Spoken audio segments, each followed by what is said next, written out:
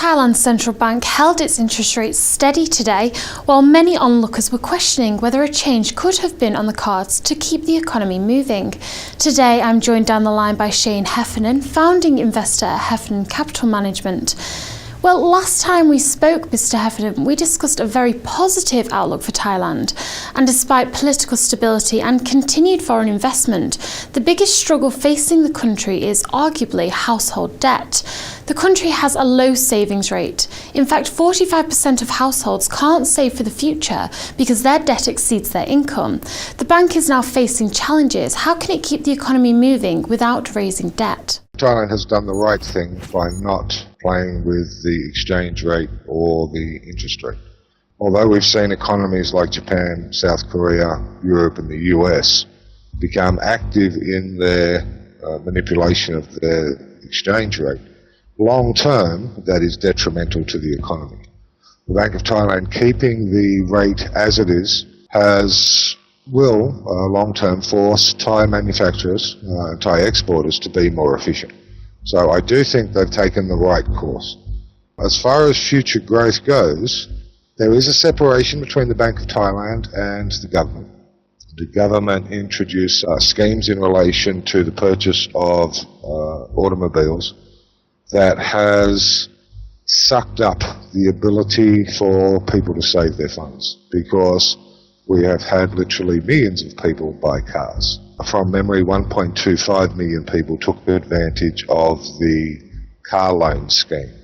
That problem is concentrated in residential areas of the major cities. That is not really a nationwide problem, but certainly rising household debt, rising mortgage debt is something that the government is going to have to address. So do you think this government scheme did more harm than good?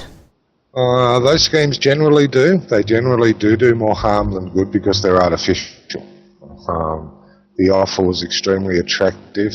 I think currently we are around 20% of those loans have drifted towards default. That's a problem. Also a problem for the banks who funded those loans. But governments are governments, economies are economies, and central banks are central banks. Between them, there has to be a balance. So we may see a fall in the low-end residential housing market. That's certainly possible.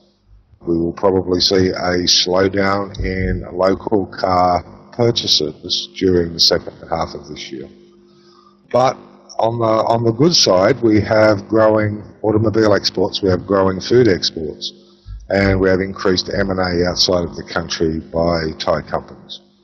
I don't think that Thailand is in a bubble, but certainly it has some challenges. Personal loans are becoming more and more popular in Thailand, but how sustainable are those loans? They're not sustainable. The Bank of Thailand has an understanding that they are not sustainable.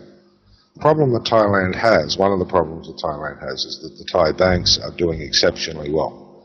They are filling up with cash from an expanding economy, and there needs to be, the Bank of Thailand, if it does need to do anything, it needs to lower the restrictions on the foreign investment of those banks. Allow those banks to invest outside the country so those funds can be redirected rather than forced into the a looming credit crunch in the country. It's better to have those funds leave the country and become long-term assets of the nation. The central bank did say last month they may raise their growth expectations to more than 5%. Could the current loan situation dampen outlooks?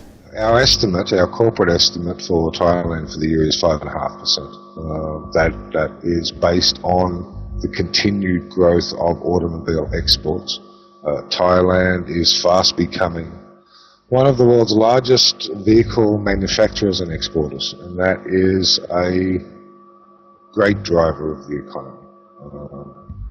Because of the size of the investment, that will be a driver for this economy till 2025 at least. Lastly, let's talk currency. Thailand's baht has been Asia's best performing currency this year, but it has fallen to a 2-week low. What do you expect we will see from the currency over the next few months? I think for the next few months, we're going to drift towards 28.50, and I think at 28.50 to the US dollar. That was Shayne Heffernan, founding investor at Heffernan Capital Management, discussing Thailand's latest rate decision. For more of the week's top financial stories, keep clicked to Dukascopy TV.